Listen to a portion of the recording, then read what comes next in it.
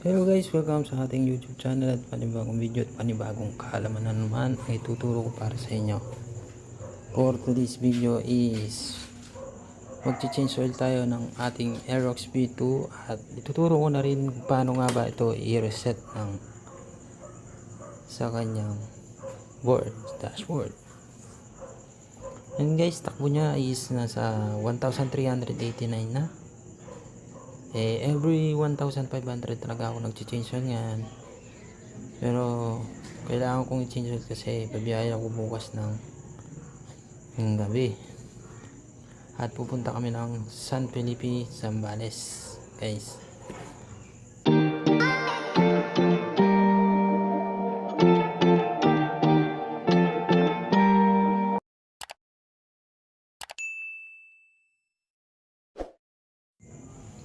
Yan guys, start na natin ang ating change oil. Kailangan natin ng sauran ng langis. Then, ito yung gagamitan natin, Yamaha Blue War. Then, kailangan din natin ng socket na 12 at 14. At yung kakalimutan din yung guys, yung ratchet natin para pangkalas ng ating drain plug. Yun guys, start na natin.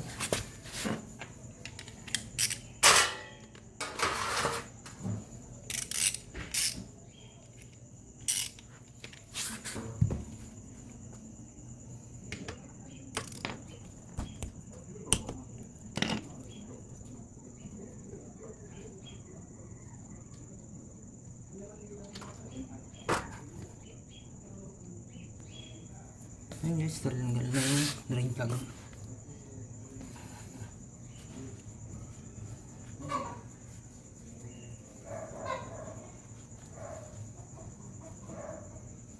Ayan guys, ilinis na natin yung kanyang drain plug bago natin ibalik, okay?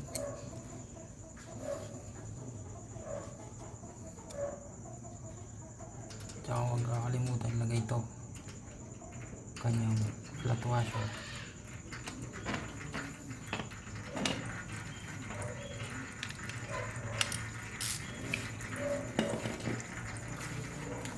Yan, kayaan muna natin matitig yung kanyang langis guys.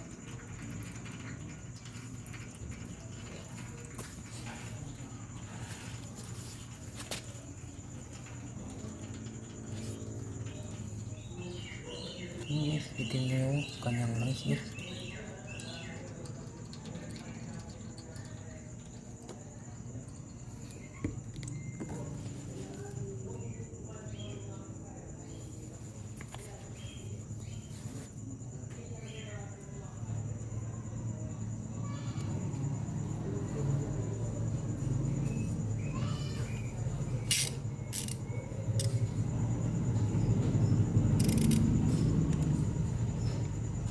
Yan guys, sunod tayo natin tanggalin yung kanyang oil strainer gamit ang 17.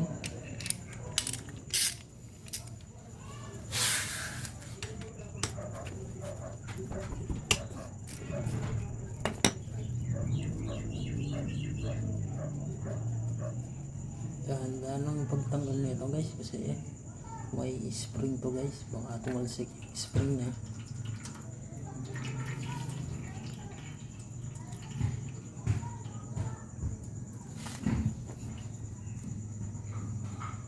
Yan guys, tanggal na yung kanyang oil strainer.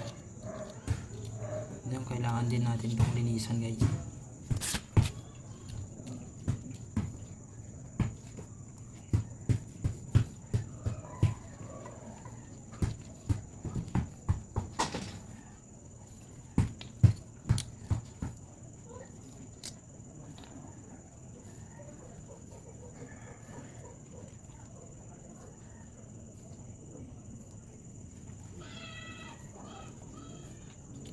Yan guys, malinis na.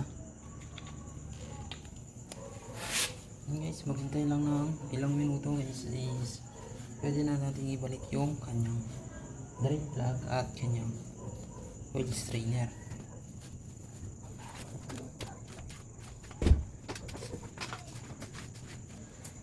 Yan guys, tuyong tuyo na yung ating Guys, then balik na natin tong oil strainer na guys. Punasan muna tong kanyang. Yan guys. Then balik natin to guys.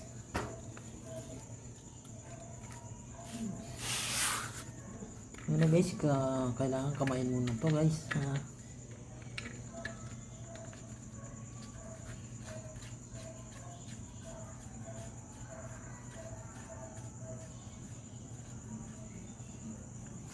Then gamitan natin ng kanyang tools guys.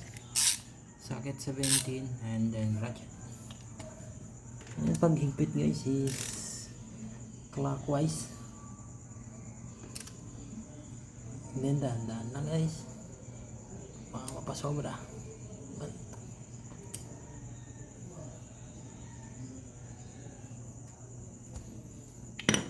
Then guys, sunod natin tong kanyang drain plug dito sa kanya guys. Then punasan natin.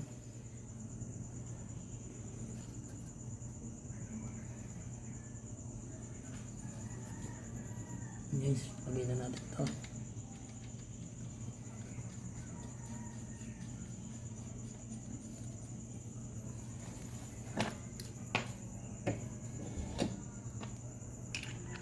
Then guys, gamit tayo ng 12 na socket. Ganun pa din yung pag na guys, clockwise tayo.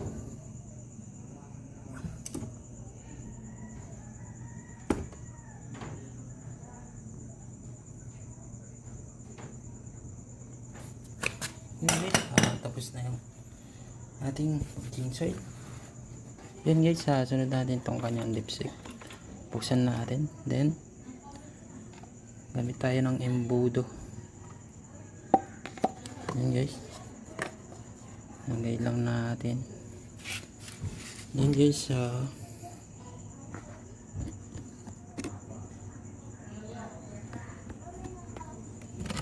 sunod natin tong kanya.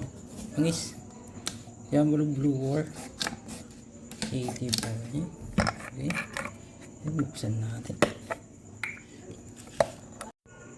Yan guys, sunod natin itong kanyang pagre-reset. Kung paano ba re-reset tong Aerox version 2 kapag pagkatapos nating mag-change oil. Yan guys, paano nga ba? Ganito lang kasimple yan guys. Punta kayo dito sa kanyang switch. Ayan, pindutin. Pindutin lang to guys. Then puntahan yung naka-indicate na oil. Ayun guys, kung kita nyo, dapat hanapin nyo tong oil. Then ito yung kanyang tinakbo guys. And guys, kapag napunta kayo dyan, hold press lang guys, then magbiblink siya, then bitawan, then hold press ulit. Yun,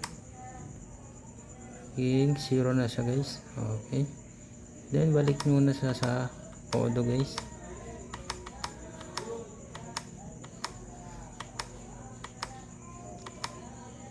Yan guys, then start mo na siya.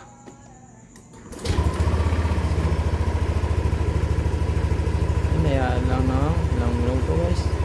Pwede na siyang parasite. Then guys, thank you for watching. Bago ka pa lang sa ating YouTube channel, is don't forget to like, share, and subscribe, and pindutin natin yung notification bell para update kayo sa susunod pang mga video guys.